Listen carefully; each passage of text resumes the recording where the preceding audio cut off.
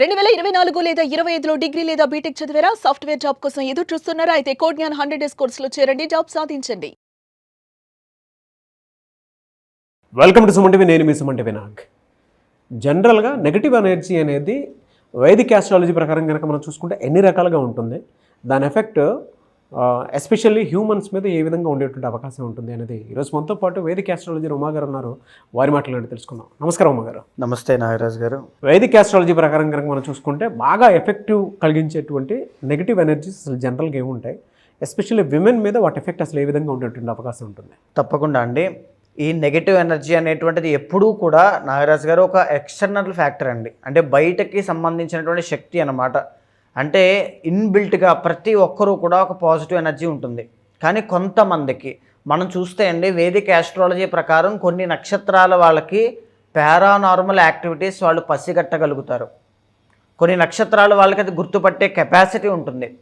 అయితే అసలు ఈ నెగిటివ్ ఎనర్జీ అనేటువంటిది ఎన్ని విధాలుగా విభజించబడి ఉంది అనేటువంటి దాన్ని మనం చూస్తే కనుక, మొట్టమొదటిగా అండి స్థలదోష శక్తి. నాగరాజు గారు, ఈ స్థలదోష శక్తి అంటే ఏమిటి అంటే, మీరు బాగా గమనిస్తే చాలా సందర్భాల్లో మీరు ఫేస్ చేసే ఉంటారు, మీరు కూడా వినే ఉంటారు.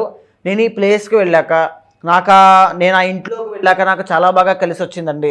నేను ఇల్లు మారిన తర్వాత నాకు అస్సలు కలిసి రాలేదు. మా ఇంట్లోకి వచ్చిన తర్వాత అందరికీ గొడవలు అవుతున్నాయి, హెల్త్ ఇష్యూస్ చాలా ఎక్కువ అవుతున్నాయి, లేకపోతే ఇంట్లో మూగజీవాలు చనిపోతున్నాయి, పెట్స్, లేకపోతే తులసి మొక్క ఎండిపోతుంది, ఇంట్లో చెడు వాసన ఏదో వస్తుంది, భయం వేస్తుంది, ఇలాంటివి.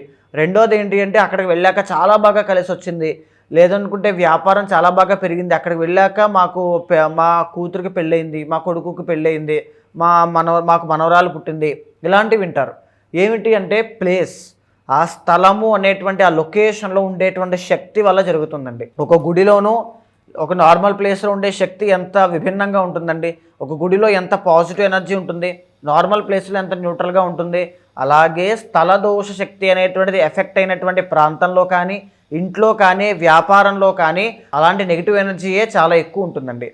దానివల్ల సడన్లీ హెల్త్ ఇష్యూస్ కానీ, యాక్సిడెంట్స్ కానీ, భయము కానీ, నిద్ర పట్టకపోవడం, గొడవలు అవ్వడం, మానసిక పరిస్థితి బాగాలేకపోవడం, ఇలాంటివి చాలా ఎక్కువైతాయి నాగరాజు గారు. సో ఇది స్థలదోష శక్తి అంటారండి. ఇది ఎఫెక్ట్ అయినటువంటి ప్రాంతంలో వ్యాపారము కానీ, విద్య కానీ, వాణిజ్యము కానీ, ఉద్యోగము కానీ, మనశ్శాంతి కానీ, ఆరోగ్యం కానీ, ఏది కనీసం నిద్ర కూడా ప్రశాంతంగా ఉండలేరు, పట్టదు. అలాంటి ఇబ్బందులు ఉంటాయి నాగరాజు గారు. ఇక రెండోది ఏంటి అంటే మానస దోష శక్తి. నాగరాజు గారు, ఈ మానస దోష శక్తి అంటే కొంతమంది ఉంటారండి, ఒక తెలియనటువంటి నెగిటివ్ ఎనర్జీ వాళ్ళలో ఉంటుంది. ఎలా ఉంటుంది అంటే, చిన్న విషయాన్ని కూడా పెద్దగా ఆలోచిస్తుంటారు, గొడవ చేస్తుంటారు, ఏమీ లేని దానికి ఏదో ఉన్నట్టుగా సృష్టిస్తుంటారు, ప్రతిదీ కష్టంగా ఫీల్ అవుతూ ఉంటారు. ఓవర్ థింకింగ్ కానీ, యాంగ్జైటీ కానీ, ఎమోషనల్ థింగ్స్ కానీ, సెన్సిటివిటీ కానీ చాలా ఎక్కువ ఉంటుంది. నార్మల్గా వాళ్ళు లేనంత వరకు కూడా నార్మల్గానే ఉంటుందండి. వాళ్ళు వచ్చిన తర్వాత తెలియనటువంటి కష్టములు అనేటువంటి రావడం మీరు బాగా గమనిస్తే నాగరాజు గారు, 2 విషయాలు మీకు సైంటిఫిక్గా నేను ప్రూవ్ చేస్తాను.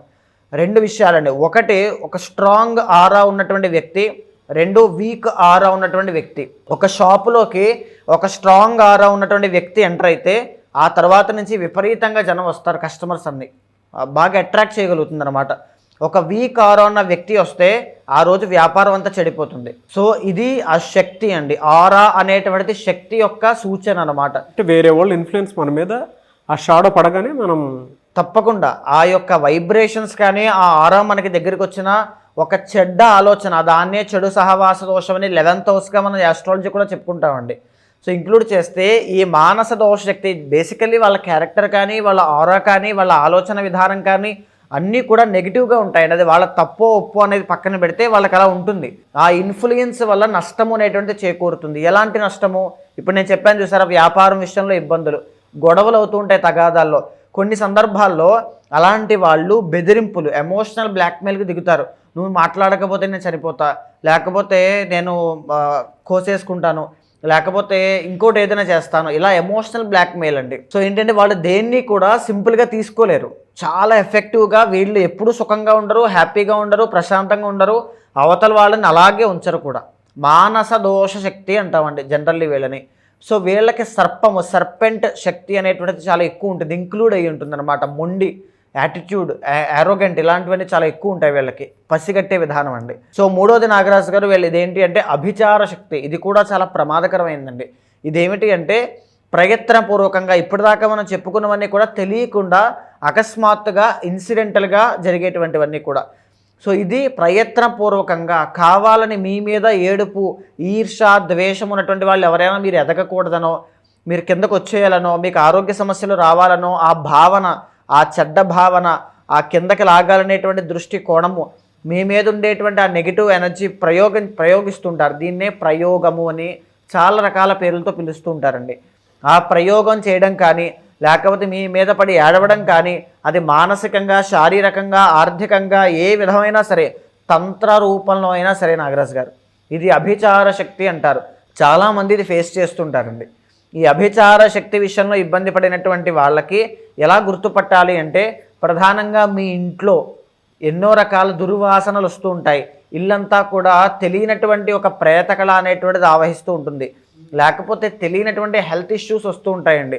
బాగా గుర్తుపెట్టుకోండి, మీకు ఎక్కడో నొప్పి వస్తుంది, కానీ మీరు హాస్పిటల్కి వెళ్ళి చూపించిన తర్వాత ఆ నొప్పి మీరు డయాగ్నోసిస్ చేసిన తర్వాత అక్కడ ఏమీ లేదమ్మా అంటారు డాక్టర్, అక్కడ ఏమీ లేదంటారు. అంత ఉంటుందా సార్? అంటే ఎక్స్టర్నల్ ఫోర్స్ మనిషి మీద నెగిటివ్ ఎనర్జీ, ఎనీథింగ్, ఏదైనా ఎనర్జీ నాగరాజు గారు. మంత్రం చదువుతున్నామండి, ఓం నమ శివాయ అని, అది పాజిటివ్ ఎనర్జీ. తిరగేసి చదివితే నెగిటివ్ ఎనర్జీ.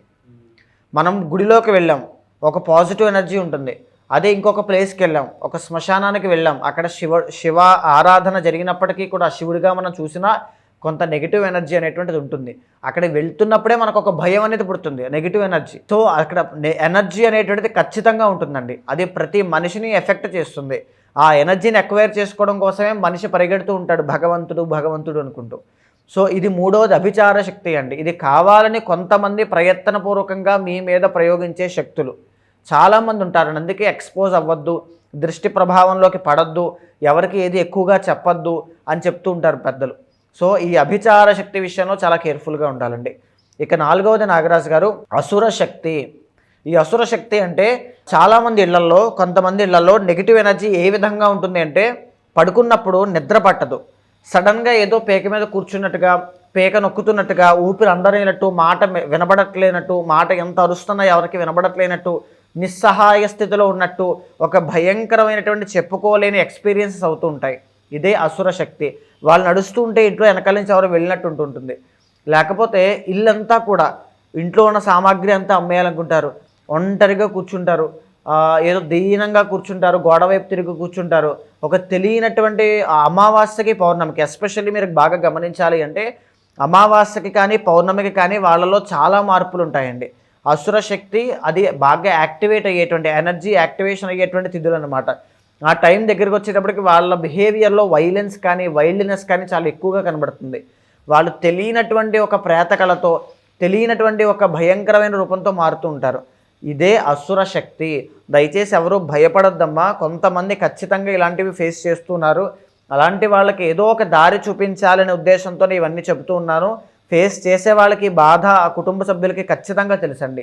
ఈ అసుర శక్తితో బాధపడేటువంటి వాళ్ళు చాలామంది ఉన్నారు నాగరాజు గారు. నరదృష్టి ప్రభావం ఇంటి మీద ఒంటి మీద అంత ఉంటుందండి. ఖచ్చితంగా అదే నరదృష్టే కావచ్చండి, లేకపోతే మానస దోష శక్తే కావచ్చు, అభిచార శక్తి కావచ్చు. నెగిటివ్ ఎనర్జీ అయితే ఉంటుంది, ఖచ్చితంగా ఉంటుంది. ఆ నెగిటివ్ ఎనర్జీ వల్ల పడి ఇబ్బందులు పడుతున్న వాళ్ళు చాలామంది ఉంటారండి.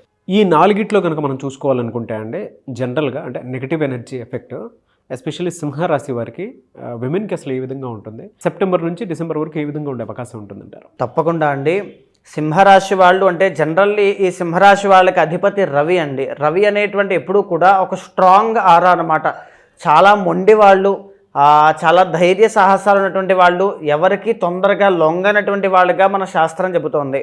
అయితే వీళ్ళకు ఉండేటువంటి నెగిటివ్ ఎనర్జీ ఏ విధంగా ఉంటుంది అంటే నాగరాజు గారు, ప్రధానంగా స్థలదోష శక్తి అనేటువంటిది, అభిచార శక్తి అనేటువంటిది రెండూ కూడా ఇబ్బంది పెడతాయండి. సో స్థలదోష శక్తి అంటే ఏమిటి అంటే ప్రధానంగా వీళ్ళకి చూడండి, లగ్నాత్తు 4వ స్థానం 4th లార్డ్ అయినటువంటి కుజుడు అవుతారు. సో ఇక్కడ వీళ్ళకి వాస్తు దోషం ఉన్నటువంటి ఇంట్లోకి వెళ్ళే యోగం అనేటువంటిది వీళ్ళకి కలుగుతుంది. అందుకే సింహరాశి వాళ్ళకి గృహ నిర్మాణముల విషయంలో కానీ, గృహం విషయంలో కానీ ఇబ్బందులు ఎక్కువ అవుతాయండి. కానీ మళ్ళీ వాళ్ళకే కుజుడు కూడా యోగకారకుడు అవుతారు. విచిత్రం ఏంటంటే అదే వీళ్ళ పర్సనల్ చార్ట్లో కుజబలం ఉంటే వీళ్ళకి అది రాజయోగము లేకపోతే వాస్తు దోషము, దక్షిణం వైపు పెరిగినటువంటి ఇల్లు అనేటువంటిది ఉండడం వల్ల ఆ ఇంట్లోకి వెళ్ళిన తర్వాత శుభము అనేటువంటిది జరగక ఎంతో కాలం పాటు అక్కడే స్తంభించిపోతారు. సో ఆ గ్రోత్ అనేటువంటిది అందలేకపోవడం, ఆ స్థల దోష శక్తి వల్ల చాలా ఇబ్బంది పడతారండి. నెంబర్ 2 ఏంటి అంటే ఈ గృహ నిర్మాణాల విషయాలు, రియల్ ఎస్టేట్ కానీ, వాహన ప్రమాదములు కానీ, లేదనుకుంటే ల్యాండ్ డిస్ప్యూట్స్ కానీ, కోర్టు సమస్యలు కానీ, వాటిలో పడి చాలా రకాలుగా ఇబ్బందులు అనేటువంటివి ఎదురవుతాయి. సో ఇదే కాకుండా నాగరాజు గారు అభిచార శక్తి, ఇందాక మనం ఒక మాట అనుకున్నామండి, సింహరాశి వాళ్ళు చాలా స్ట్రాంగ్ మెంటాలిటీ, స్ట్రాంగ్ ఆరా అని. సో వీళ్ళు జనరల్లీ చిన్న చిన్న ఈ మానస దోషాలకి కావచ్చు, లేకపోతే ఓవర్ థింకింగ్ కానీ ఉంటాయి, కానీ వాటికి లొంగేటువంటి మనస్తత్వం వీళ్ళది కాదు. సో బయట నుంచి వచ్చేటువంటి శక్తుల యొక్క ప్రలోభాలు అంటే అభిచార శక్తి ప్రయత్నపూర్వకంగా వీళ్ళ మీద టార్గెటింగ్ అనేటువంటిది చాలా ఎక్కువ ఉంటుంది. Because the original 6th lord Shani అవ్వడం వల్ల లీగల్ యాక్షన్స్ అనేటువంటి వీళ్ళ మీద తీసుకోవడం, ట్యాక్సెస్ కానీ, పెనాల్టీస్ కానీ, ఫైన్స్ కానీ, గవర్నమెంట్ పరంగా వచ్చేటువంటి ఇష్యూస్ కానీ, లీగల్ డాక్యుమెంట్స్ విషయంలో ఇబ్బందులు కానీ, కోర్టు పరమైనటువంటి చిక్కులు కానీ, క్రైమ్ కానీ, ఇలాంటి విషయాలన్నీ కూడా తెలిసి చేసినా తెలియక చేసినా ఆ సమయానికి అభిచార శక్తి అనేటువంటిది ఆ విధంగా ప్రలోభ పెట్టి ఇబ్బందులు పెట్టే అవకాశాలు ఎక్కువ ఉంటాయి. అండ్ ఇంకొకటి నాగరాజు గారు, వీళ్ళకి అభిచార శక్తి వల్ల ఆర్థిక సమస్యలు అనేటువంటివి చాలా ఎక్కువ అవుతాయి. ఏంటంటే నిలబడదు, డబ్బు నిలబడదు. పేరుకి చాలా గొప్ప వ్యక్తులుగా రాణిస్తారు కానీ డబ్బు రూపాయి కూడా నిలబడదు. అయినప్పటికీ వీళ్ళకి ఏమాత్రమూ రాజసం తగ్గదు. అదే సింహరాశి అంటే అంత గొప్పదైనటువంటి రాశి అండి. ఎంత కష్టం వచ్చినా చెయ్యి చాచేటువంటి పరిస్థితి లేకుండా ధైర్యంగా ముందడుగు వేసేటువంటి మనస్తత్వం కలిగి ఉంటారనమాట. అది సింహరాశి యొక్క జాతకం అండి.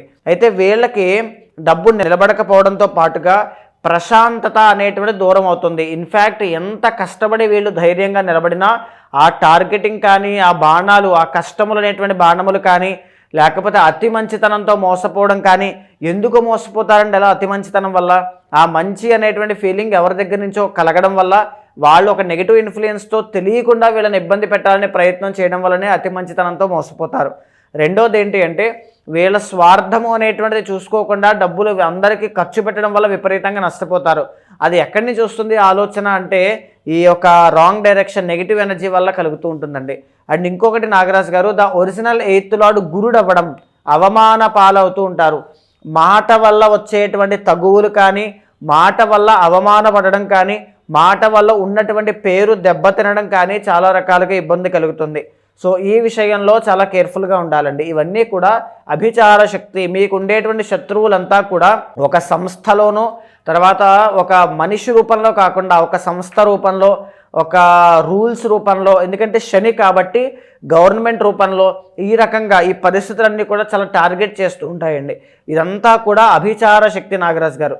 ఒకవేళ మీరు సింహరాశిలో జన్మించి మీరు కళారంగం వైపు అడుగులు వేయాలి అనుకుంటూ, లేకపోతే ఇండిపెండెంట్గా ఇండివిజువల్గా విమెన్ క్లాతింగ్ కానీ, ఇంటీరియర్ డిజైనింగ్స్ కానీ, ఇన్ఫ్రాస్ట్రక్చర్ కానీ, లేదు అనుకుంటే క్రియేటివ్ ఫీల్డ్కి సంబంధించి సాఫ్ట్వేర్లో కూడా AI విర్చువల్ రియాలిటీలోకి వెళ్ళాలనుకుంటూ అక్కడ ఎక్కడ ఏ అవకాశమో దొరకక సతమతం అగుతూ, ఏ ఆదరణ లేక చాలా ఇబ్బంది పడుతూ, అనారోగ్య సమస్యలతో ఇబ్బంది పడుతూ ఉన్నారంటే ఎలాంటి అనారోగ్య సమస్యలో కూడా చెప్తానండి.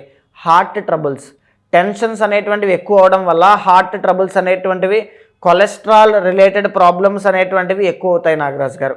ఇది అభిచార శక్తి వల్ల చిన్న వయసులోనే చాలామందికి కలుగుతుంది.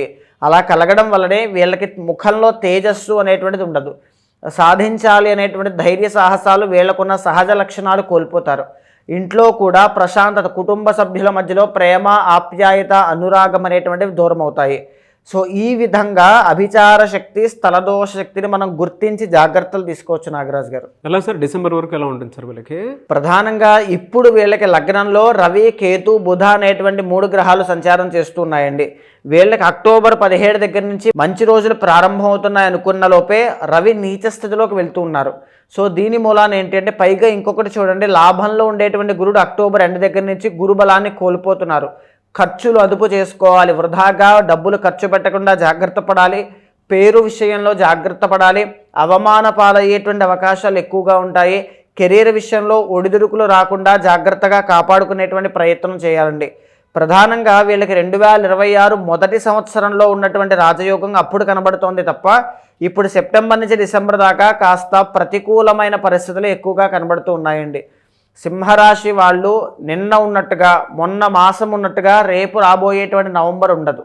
కాబట్టి మనీ విషయంలో జాగ్రత్తగా ప్రీ ప్లాన్డ్గా రాబోయేటువంటి 3-4 మాసాలు ఎలా ఉండాలి ఏంటి అనేటువంటిది కూడా ప్రీ ప్లాన్డ్గా అన్ని ప్రణాళిక సిద్ధం చేసుకోండి. ఇప్పుడు ఈ దోషాలు పోవాలంటే ఎలాంటి రెమెడీ పాటించాల్సిన? ముఖ్యంగా సింహరాశి వాళ్ళకి బాగా కలిసి వచ్చి, అంటే ఈ అభిచార శక్తులు ఎవరు ఎన్ని ప్రయోగాలు చేసినా, ఎంత ఇబ్బంది పెట్టినా అవి పని చేయకూడదన్నా, లేదు అనుకుంటే వీళ్ళకి ఇప్పుడు నడిచేటువంటి గ్రహ సంచారములన్నీ బాగుండాలి అన్నా వనదుర్గ మహావిద్యా హోమం అనేటువంటిది చేయించడం వల్ల వీళ్ళకి ఆ శక్తి అనేటువంటిది పెరుగుతుందండి. శత్రు పలాయనార్థం ఎంతమంది శత్రువులు ఎన్ని తిట్టుకున్నా వీళ్ళని మానసికంగా, తంత్ర రూపంలో, ఆర్థికంగా, శారీరకంగా ఎన్ని రకాలుగా ఇబ్బంది పెడదాం అనుకున్నా ఏమీ చేయలేరు. వీరి శక్తి అనేటువంటిది అంత అమోఘంగా పెరుగుతుంది. నాగరాజు గారు, anyway sir, thank you so much Uma గారు. అయితే చాలామందికి ఏంటంటే ఏదైనా వేదిక్ ఆస్ట్రాలజీ రెమెడీస్ ప్రకారం వాళ్ళకు ఉండేటువంటి నెగిటివ్స్ ఏవైతే ఉంటాయో వాటిని క్లియర్ చేసుకుందాం అనుకున్నటువంటి చాలామంది ఉంటారు. అది ఏ రూపైనా సరే, ఎవరైనా సరే పర్సనల్ చాట్ ద్వారా వెళ్తే,